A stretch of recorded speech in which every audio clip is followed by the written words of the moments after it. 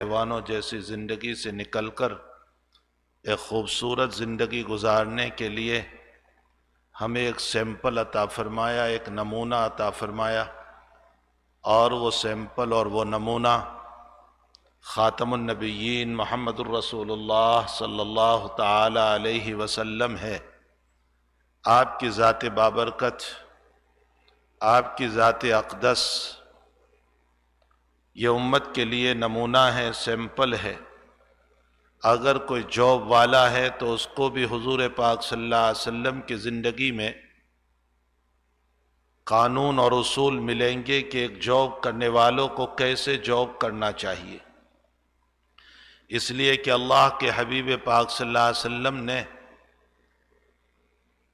کسی کے گھر کی بکریاں بھی چرائی ہے کرائے پر، اس سے جاب کے مسائل نکلتے ہیں۔ اگر کوئی آقا اور سیٹھ ہے، مالک ہیں، تو نبی اکرم صلی اللہ تعالی علیہ وسلم کی مبارک زندگی کو پڑھنا چاہیے کہ آپ کے ہاتھ کے نیچے جو غلام ہوتے تھے آپ نے ان کے ساتھ کیسا معاملہ کیا۔ اگر کوئی کھیتی اور فارمر ہے تو اس صورت میں کھیتی کرنے والے کے لیے بھی اسوہ اور نمونہ ہے نبی کریم صلی اللہ علیہ وسلم کی مبارک زندگی۔ اگر کوئی آدمی بزنس مین ہے تو آقا صلی اللہ تعالی علیہ وسلم نے خریدا بھی ہے، بیچا بھی ہے۔ آپ کی زندگی سے ایک بزنس مین کو بھی اصول ملیں گے۔ اگر کوئی قرض لیتا ہے تو قرض لینے والوں کو بھی اسوہ اور نمونہ ہے نبی کریم صلی اللہ علیہ وسلم کی مبارک زندگی میں۔ آپ ارشاد فرماتے ہیں بہترین قرض کا ادا کرنے والا وہ ہے جو قرض سے زیادہ دے۔ یہ سود اور انٹرسٹ نہیں ہوگا۔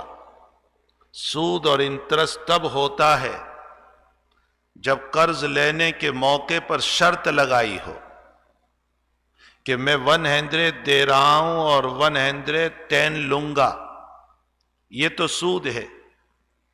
لیکن اگر کسی آدمی نے 100 لیے اور اتنا ہی دینا تھا، لیکن اس 100 کے واپس کرنے پر میرے دل میں یہ جذبہ پیدا ہوا کہ میں 10 زیادہ دے دوں، اس لیے کہ آپ نے میری مصیبت کے موقع پر میری مدد کی ہے، تو اللہ کے نبی فرماتے ہیں یہ بہترین ادا کرنے والا ہے، یہ حسن اخلاق ہے۔ اگر کوئی وعدہ کرے تو وعدہ کرنے والوں کی زندگی نبی علیہ السلام کے لیے ہے۔ روایت میں ہے کہ ایک یہودی نے آپ سے وعدہ کیا یا کسی مسلمان نے آپ سے وعدہ کیا کہ میں فلاں وقت میں آپ کو ملوں گا۔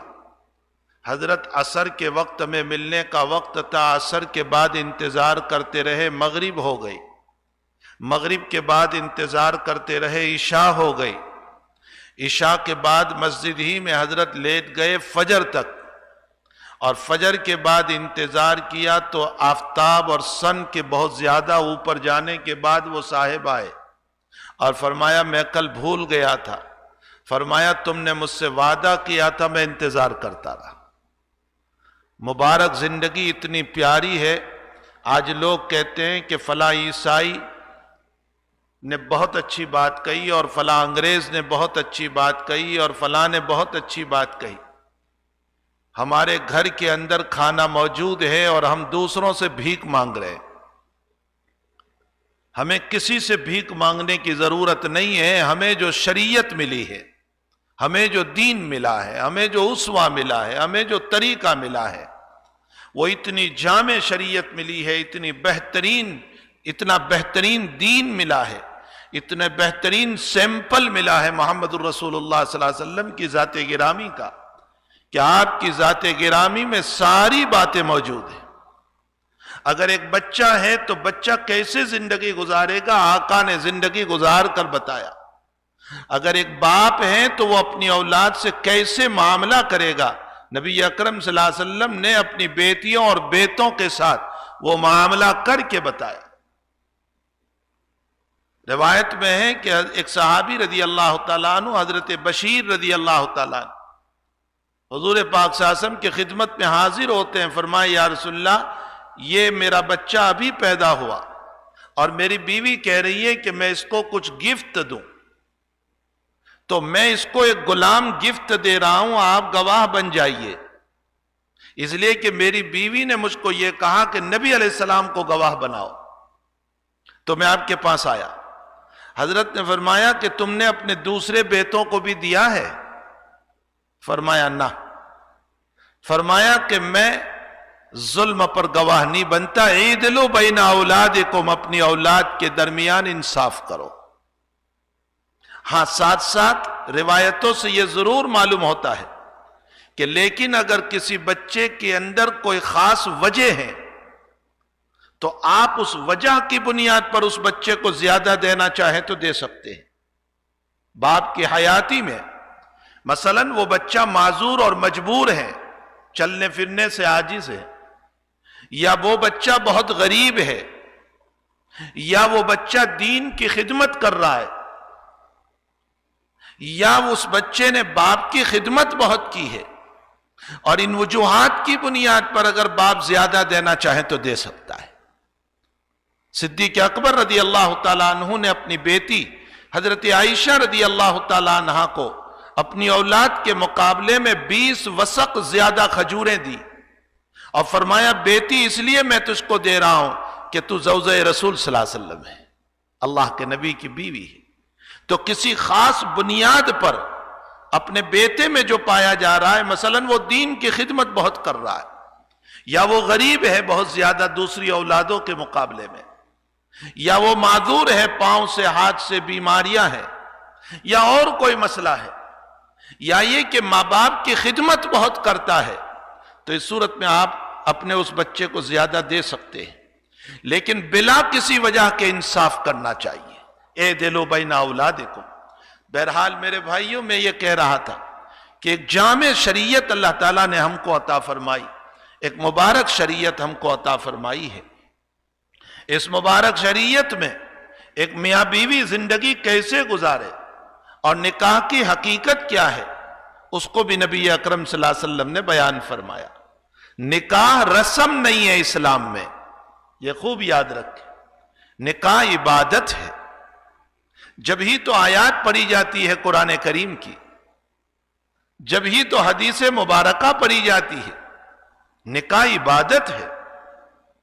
بلکہ حضور پاک صلی اللہ علیہ وسلم نے اس کو اپنا طریقہ بتایا، اپنی سنت بتایا، النکاح من سنتی، نکاح میری سنت ہے۔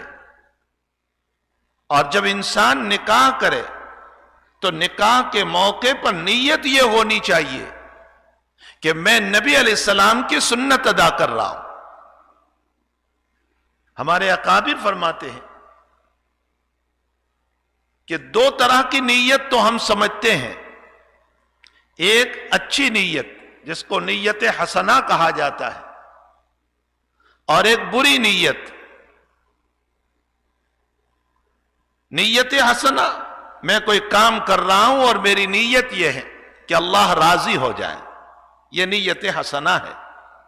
اور بری نیت، میں آپ کو دکھانے کے لیے کوئی کام کروں، شہرت کے لیے کوئی کام کروں، دولت کے لیے کوئی کام کروں، پیسوں کے لیے کوئی کام کروں، یہ میری بری نیت ہے۔ ایک اچھی نیت ہوتی ہے، ایک بری نیت ہوتی ہے، یہ دو نیتیں تو ہم جانتے ہیں، لیکن ہمارے بزرگان دین فرماتے ہیں ایک تیسری نیت ہم نہیں جانتے۔ نیت کی ایک تیسری بھی قسم ہے، اور وہ کون سی ہے؟ بے نیت۔ ہم بہت سے کام وہ کرتے ہیں کہ کوئی نیت نہیں ہوتی، جاب پہ جا رہے ہیں کوئی نیت نہیں، نکاح کر رہے ہیں کوئی نیت نہیں۔ ہمارے حضرت الامام محمد ابن حسن شیبانی رحمت اللہ علیہ، سنو واقعہ، امام محمد ابن حسن شیبانی رحمت اللہ علیہ وہ امام ہے جو امام ابو حنیفہ کے اجل شاگردوں میں سے ہے، علوم کا ایک پہاڑ ہے۔ امام محمد ابن حسن شیبانی رحمت اللہ علیہ کے پاس ایک آدمی آیا کہ میرے والد صاحب کا انتقال ہو گیا ہے، حضرت آپ جنازے کے لیے چلے۔ حضرت اس وقت کتاب پڑھ رہے تھے، کتاب میں مشغول تھے۔ جیسے ہی اس آدمی نے کہا کہ حضرت جنازہ ہے، آپ گھر چلیں میرے والد صاحب کے جنازے میں. تو حضرت کتاب دیکھتے دیکھتے اس کو دیکھا اور پھر 5 منٹ کے لیے یوں ہاتھ رکھ کر بیٹھ گئے. اس کے بعد کوئی صاحب وہاں بیٹھے تھے، ان سے کہا کہ اچھا چلیے ان کے وہاں جنازے میں چلتے. جنازے کی نماز پڑھ لی. اس کے بعد اس مرحوم کے بیٹے نے جو اطلاع دینے آئے تھے، حضرت امام محمد رحمۃ اللہ علیہ سے پوچھا کہ حضرت میں جب آپ کو خبر دینے آیا تو آپ نے مجھے دیکھا، پھر 5 منٹ کچھ سوچتے رہے، وہ وجہ کیا تھی؟ امام محمد رحمۃ اللہ علیہ نے فرمایا کہ جب تو نے مجھ کو اطلاع دی تو میں یہ سوچنے لگا کہ تیرے والد کے جنازے میں میں تیری محبت پر آ رہا ہوں یا اللہ کی رضا پر جا رہا ہوں. اللہ اکبر. آقا صلی اللہ علیہ وسلم نے فرمایا مسلمان کے مسلمان پر 10 حقوق ہے. اگر مسلمان بیمار ہو جائیں تو عیادت کرو. آج میں اور آپ یا تو نیت یہ ہوتی ہے کہ وہ میرے تعلق میں ہیں اس لیے میں خبر لینے جا رہا ہوں، یا پھر کوئی نیت ہی نہیں ہوتی. اگر اس بنیاد پر خبر لینے جا رہے ہیں کہ تعلق میں ہے اس لیے جا رہا ہوں تو سنت نہیں ہوا، یا کوئی نیت نہیں ہے تو بھی سنت نہیں ہوا. فرمایا کہ اگر چھینک آ جائے مسلمان بھائی کو اور وہ الحمدللہ کہیں تو تم یرحمک اللہ کہو، اس کو جواب دو. انتقال ہو جائے اس کے جنازے میں شریک رہو، یہ سب سنتیں ہیں.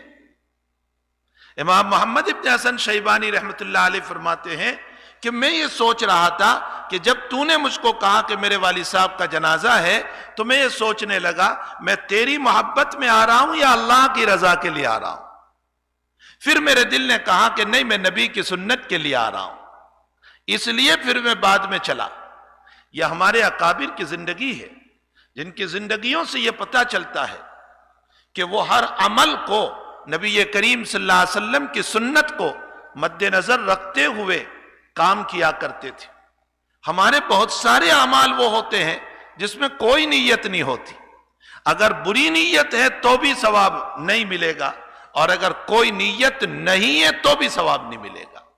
اس لیے ہمیں نیک کاموں کے اوپر اچھی نیتیں کرنا چاہیے. نکاح کے موقع پر کسی کے جی کو خوش کر دینا، کسی کے دل کو خوش کر دینا، اس کو بارک اللہ لکما کی دعا دے دینا، اس کو 2 اچھے کلمات کہہ دینا، یہ بھی کسی کے جی کو خوش کرنے کا ثواب ہے. نبی اکرم صلی اللہ تعالی علیہ وسلم کی سنت مبارکہ ہے. بخاری شریف کتاب الجنائز میں روایت ہے کہ ایک عورت آئی اور اللہ کے حبیب پاک صلی اللہ علیہ وسلم کی خدمت میں ایک عبا جو اوپر پہنا جاتا ہے حضرت کی خدمت میں پیش فرمایا، اور فرمایا یا رسول اللہ اس کی آستین کی جو جھالر ہے اور اس کی جو جھالر ہے میں نے اپنے ہاتھوں سے بنائی ہے. وہ جانتی تھی تو فرمایا میں نے میرے ہاتھوں سے. روایت میں ہے کہ حضرت نے یوں کر کے اس کے پاس سے لیا، جھک کر کے اس کے پاس سے لیا. حالانکہ حضرت محتاج نہیں تھے، حضرت کے پاس تو اللہ کی طرف سے بہت کچھ آتا رہتا تھا، بڑے بڑے بادشاہوں کے ہدایا آتے تھے، لیکن حضرت نے جھک کر کے لے کر امت کو اس بات کی تعلیم دی کہ کسی کے ہدیے کی قدر کرنا، چاہے وہ چھوٹا ہو چاہے وہ بڑا ہو، اور اس کے جی کو خوش کرنا. اس لیے کہ کسی کے جی کو خوش کرنا یہ سنت رسول صلی اللہ علیہ وسلم ہے، اللہ کے حبیب پاک صلی اللہ علیہ وسلم کی سنت ہے. نظام الدین اولیاء رحمت اللہ علیہ کے ملفوظات میں، نظام الدین اولیاء رحمت اللہ علیہ کتنی بڑی شخصیت، آپ کے ملفوظات میں لکھا ہے کہ قیامت کے دن تمہارے ترازو کو جھکانے کے لیے اور نیکیوں کے پلرے کو جھکانے کے لیے سب سے زیادہ وزنی اگر کوئی چیز ہوگی تو وہ 2 عمل ہوں گے، اور وہ ایک عمل ہے کسی کے جی کو خوش کر دینا سنت رسول سمجھ کر بشرطے کہ وہ گناہ کا کام نہ ہو، اور دوسرا کسی ٹوٹے ہوئے کو آپس میں جوڑ دینا، چاہے وہ لڑکا اور لڑکی غیر شادی شدہ تھے، شادی کے ذریعے سے جوڑ دیا، یا ماں اور باپ میں یا اولاد اور باپ میں اختلاف تھا، آپ نے ان کو اصلاح کر کے صلح کر کے جوڑ دیا، یا بھائی بہن میں اختلاف تھا، آپ نے آپس میں ان کو جوڑ دیا، یا میاں بیوی میں اختلاف تھا، آپ نے ان کو صلح کر کے جوڑ دیا۔ فرمایا قیامت کے دن نہ نمازوں کا وزن اور نہ روزوں کا وزن اور نہ زکوٰۃ کا وزن، اگر وزن ہوگا تو ان اعمال کا وزن ہوگا۔ نظام الدین اولیاء رحمت اللہ علیہ کی اس بات کی تائید علامہ ابن شاہین محدث کبیر رحمت اللہ علیہ کی اس روایت سے بھی ہوتا ہے جس میں آپ نے نقل فرمایا ما یوزع فی المیزان اثقل من خلق حسن، فرمایا قیامت کے دن سب سے زیادہ وزنی جو چیز ہوگی، سب سے زیادہ وزنی وہ اچھے اخلاق ہوں گے، اچھے اخلاق۔ اسی لیے آقا صلی اللہ علیہ وسلم بار بار اپنی باتوں میں تنبیہ فرماتے ہیں، صدقہ نماز پڑھو، روزہ رکھو، زکوٰۃ دو، ایمان مضبوط بناؤ، صدقہ کرو۔ صحابہ پوچھتے ہیں یا رسول اللہ مال نہیں ہے کیا کریں؟ فرمایا اچھی بات کہو، اس پر بھی اللہ صدقے کا ثواب دے گا۔ فرمایا میں اچھی بات بھی نہیں کر سکتا ہوں، نبی فرماتے ہیں صلی اللہ علیہ وسلم خاموش رہو، اپنی زبان بند کرو، کسی کو تکلیف نہ پہنچاؤ، اللہ اس پر بھی صدقے کا ثواب عطا فرمائے۔ تو اچھے اخلاق بہت بڑی چیز ہے۔ نظام الدین اولیاء رحمت اللہ علیہ فرماتے ہیں کہ کسی کے جی کو خوش کر دینا یا آپس میں ٹوٹے ہوئے دو آدمیوں کو ملا دینا، یہ قیامت کے دن ہماری نیکیوں کے پلڑے کو وزنی بنا دے گا اور ہمارے لیے جنت کا فیصلہ کروا دے گا یہ عمل۔ اس لیے ہمیں چاہیے کہ ہم جو ہیں اچھے اخلاق کے ذریعے سے آپس میں صلح کرائیں، لوگوں میں توڑ کے بجائیں جوڑ پیدا کریں، محبتوں کے فضائیں چلائیں اور آپس میں ایک دوسرے سے ربط کے مسائل بیان فرمائیں۔ تو مسئلہ یہ ہے کہ ایک تو حسن نیت ہوتی ہے، ایک بری نیت ہوتی ہے، ایک بے نیتی ہوتی ہے۔ ہمارے کتنے کام وہ ہیں کہ جس پر کوئی نیت نہیں ہوتی، نکاح پڑھ رہے ہیں لیکن نیت کچھ بھی نہیں ہے، جاب پہ جا رہے ہیں نکاح کچھ بھی نہیں ہے، بیوی کی کفالت کر رہے ہیں نیت کچھ بھی نہیں ہے۔ تو بہت سارے اعمال میں نیت نہیں ہوتی اور نیت نہ ہونے کی وجہ سے ہمیں سنت کا ثواب نہیں ملتا ہے۔ تو ہمیں ان اعمال میں سنت کی نیت کرنا چاہیے۔ مثلا نبی اکرم صلی اللہ علیہ وسلم نے کھانے سے پہلے ہاتھ دھوئے، کھانے کے بعد ہاتھ دھوئے۔ میں ہاتھ دھوؤں تو یہ نیت کروں میرے نبی کی سنت ہے، میں جب کھانے کے بعد ہاتھ دھوؤں تو میں یہ تصور کروں کہ میرے نبی علیہ السلام کی سنت ہے۔ بعض بزرگوں نے فرمایا کہ جنہوں نے ان سنتوں کی پابندیاں کی ہے اللہ نے رزق کے دروازے کھول دیے ان پر، یہ سنت کی برکت ہے۔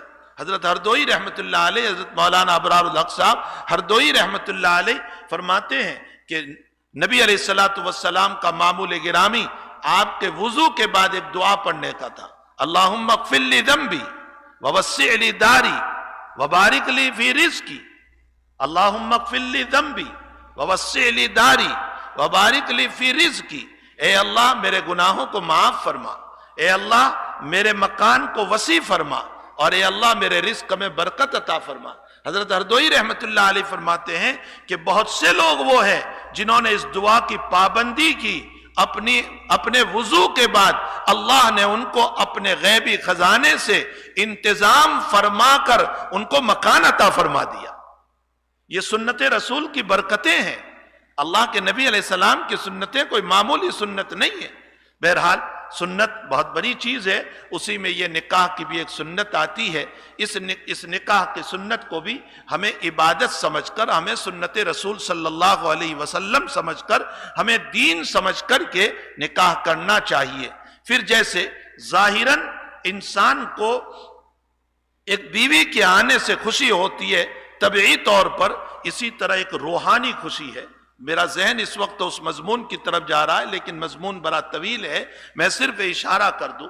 ایک مرتبہ کسی شیخ نے اپنے شاگردوں کو، اپنے اسٹوڈنٹس کو، اپنے طلباء کو یوں کہا کہ بتاؤ روحانی نعمتوں میں کون سی وہ چیز ہے کہ جس پر انسان کی روح فرق جاتی ہے، خوش ہو جاتی ہے، طبیعت مچل جاتی ہے، وہ کون سی نعمت ہے؟ کسی نے کیا نعمت بیان کی، کسی نے کہا ذکر ہے، کسی نے کہا تلاوت ہے، کسی نے کیا کہا، کسی نے کیا کہا۔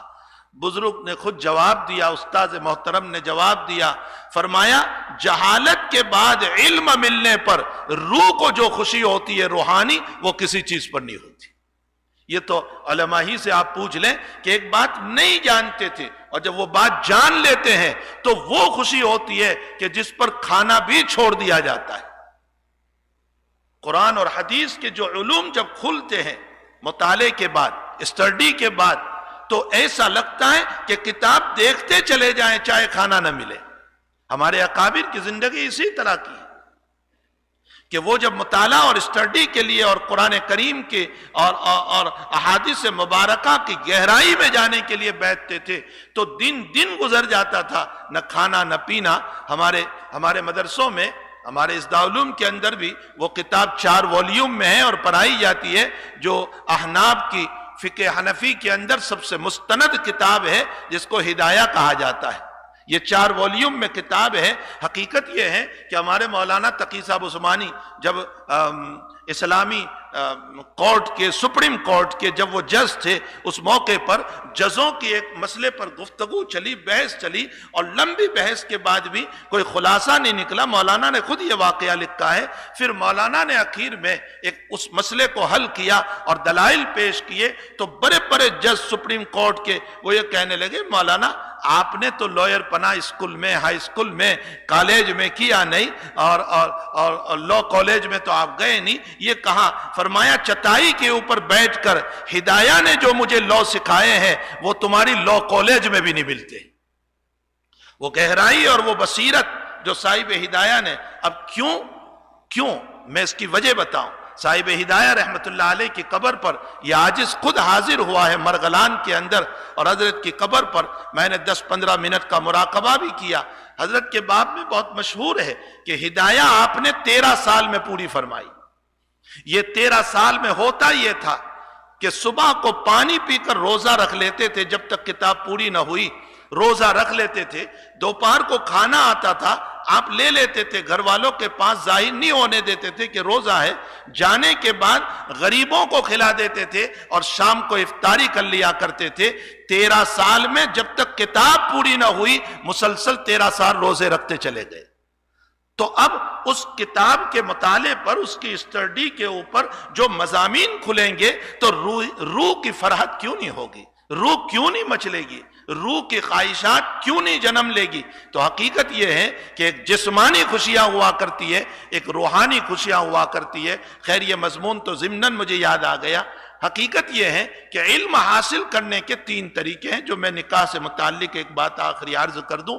علم حاصل کرنے کے 3 طریقے ہیں۔ ایک مشاہدہ ہے، معاون کو دیکھ کر کے علم ملتا ہے، دنیا کو دیکھ کر علم ملتا ہے، حالات کو دیکھ کر علم ملتا ہے، غموں کو دیکھ کر علم ملتا ہے، دشمنوں کو دیکھ کر علم ملتا ہے، دوستوں کو دیکھ کر علم ملتا ہے، اپنوں سے تجربے کے بعد علم ملتا ہے، پرایوں سے تجربے کے بعد علم ملتا ہے۔ جو اپنے ساتھ بیٹھنے والے ہوتے ہیں جب دسترخوان پر وہ دشمن بنتے ہیں تو ان سے ایک علم ملتا ہے۔ ایک علم مشاہدہ سے ملتا ہے، دیکھنے سے ملتا ہے، اور ایک علم مطالعے سے ملتا ہے، یعنی اسٹڈیز کے ذریعے سے، کتابوں کو دیکھنے کے ذریعے سے انسان کو علم ملتا ہے۔ یہ علم بھی بڑا زبردست ہے، لیکن افسوس کیا کہیں کہ علم کا ذوق امت سے ختم ہو گیا۔ امت تو بہت دور کی بات ہے، ہم علماء کے اندر سے علم کا، مطالعے کا ذوق ختم ہو گیا۔ اب ہمارے علماء کا حال یہ ہو گیا ہے کہ وہ بھی گوگل کے اوپر اور انٹرنیٹ کے اوپر اور کہیں یوٹیوب پر اور ادھر 1-2 باتیں آ گئی، اس کو لے کر کے بیٹھ گئے، اور حقیقی علوم جو کتاب میں ہے، جو مطالعے کی چیز ہے، اس مطالعے کو چھوڑ دیا۔ ڈھیر ساری کتابیں پڑھی ہوئی ہے، لیکن حقیقت یہ ہے کہ وہ کتابیں جو ہیں وہ دیمک کے حوالے ہو رہی ہے، وہ کیڑوں کے حوالے ہو رہی ہے، اور ان کتاب کا مطالعہ کرنے والا کوئی نہیں ہے۔ تو عوام تو کیا مطالعہ کریں گے، علماء کی زندگی میں بھی مطالعہ نہیں رہا ہے۔ بہرحال ایک علم ملتا ہے مطالعے کے ذریعے سے، اسٹڈی کے ذریعے سے، یہ دو طریق ہوئے، اور ایک تیسرا طریق علم کا جو ہے وہ تبادلہ خیال ہے۔ تبادلہ خیال کا مطلب یہ ہے کہ میں آپ سے بیٹھ کر کے کچھ باتیں لوں، آپ مجھ سے بیٹھ کر کے کچھ باتیں لیں۔ حضرت الامام غزالی رحمت اللہ علیہ نے علم حاصل کرنے کے جو طرق بیان فرمائے ہیں احیاء العلوم کے اندر، اس میں ایک طریق یہ بتایا ہے کہ دوستوں سے علم اس طرح حاصل کریں کہ میں آپ سے کچھ علم لوں، آپ مجھ سے کچھ علم لیں، آپ کی باتیں میرے اندر آئیں، میری باتیں آپ کے اندر آئیں۔ فرمایا ایک دوسرا طریق یہ ہے کہ دشمن سے میں علم حاصل کروں اس طرح پر کہ اس نے میرے ساتھ بے وفائی کی تو مجھے علم ملتا ہے، یا وہ جو کلمات بول رہا ہے اس سے مجھ کو علم مل رہا ہے، یا وہ جو باتیں کر رہا ہے اس سے مجھ کو ایک علم مل رہا ہے۔ فرمایا دوستوں سے بھی علم ملتا ہے، دشمنوں سے بھی علم ملتا ہے، تو بھلا اپنی بیوی اور ہسبینڈ سے زیادہ بڑا دوست کون ہو سکتا ہے؟ رفیق حیات سے بڑھ کر دوست کون ہو سکتا ہے؟ اس لیے حق تعالیٰ نے جو مقدر میں لکھا تھا کہ یہ اس کی بیوی بنے گی، یہ اس کا شوہر بنے گا، تو اس پر بھی اللہ کا شکر ادا کرنے کی ضرورت ہے کہ میری 20 سال کی عمر ہو گئی، میری 25 سال کی عمر ہو گئی، مجھے نہیں پتا تھا کہ یہ میری وائف بنے گی، یہ میرا شوہر بنے گا، اللہ نے فضل فرما کر مجھ کو ملا دیا، اس کا احسان ہوا، اس مالک کا احسان ہوا کہ اس نے ہم کو ملایا۔ اب ہم آپس میں تبادلہ خیالات، بیوی کے اندر جو باتیں اچھی ہے، صبر کی ہو، قناعت کی ہو، تقوی کی ہو، ورع کی ہو، دینداری کی ہو، پرہیزگاری کی ہو، اور کم پیسوں میں زندگی گزارنے کی ہو، ایک شوہر کو اپنانا چاہیے۔ اور ایک شوہر کی زندگی کے اندر ایک نیکی، ایک تقوی، ایک پرہیزگاری، ایک صدقہ، اللہ کے راستے میں خرچ کرنا، ایک وسیع دل رکھنا، ایک معافی کا مسئلہ جو شوہر کی زندگی میں ہے وہ بیوی کو اپنانا چاہیے۔ یہ دونوں رفیق ہیں، دونوں ساتھی ہیں، دونوں پارٹنر ہیں، اور ایسے زبردست پارٹنر ہیں کہ ایک دوسرے کی زندگی سے اچھے اخلاق، اچھا کلچر، اچھی زندگی لے سکتے ہیں اگر آپس میں طے کر لیں تو۔ اور اگر صرف نقص ہی نکالنے پر آتے رہیں گے تو بیوی ساری زندگی شوہر کی برائی کرتی رہے گی، اور شوہر ساری زندگی بیوی کی برائی کرتا رہے گا۔ نتیجہ یہ ہوگا کہ ہسبینڈ وائف میں محبت کی زندگی کبھی نہیں ہو سکتی ہے۔ اس لیے ایک بیوی کو چاہیے کہ اپنے شوہر کی اچھی باتوں کو اپنانے کی فکر کرے، اور ایک شوہر کو چاہیے کہ اپنی بیوی کے اندر جو اچھی باتیں ہیں اس کو اپنانے کی فکر کرنا چاہیے۔ فطری باتیں جو ہوا کرتی ہے ساری زندگی پوری ہو جائے گی، اس فطری بات کو تم بدل نہیں سکتے ہو۔ جو فطری طور پر، جو نیچرلی طور پر اللہ تعالیٰ نے صفت پیدا کر دی ہے اس کو تو ہم بدل سکتے ہی نہیں۔ نبی کریم صلی اللہ علیہ وسلم کا ارشاد ہے کہ ساری زندگی ایک عورت کے اوپر احسان کرو، اور ایک مرتبہ اگر شوہر کی طرف سے ناراضگی کا مسئلہ ہو گیا تو بیوی فوراً یوں کہہ دیتی ہے کہ میں نے تیری طرف سے کبھی خوشی نہیں دیکھی، میں نے تیری طرف سے کبھی سکون نہیں دیکھا۔ یہ اس کی فطری بات ہے، یہ اس کی نیچرلی بات ہے، یہ اس کی طبیعت بنی ہوئی ہے۔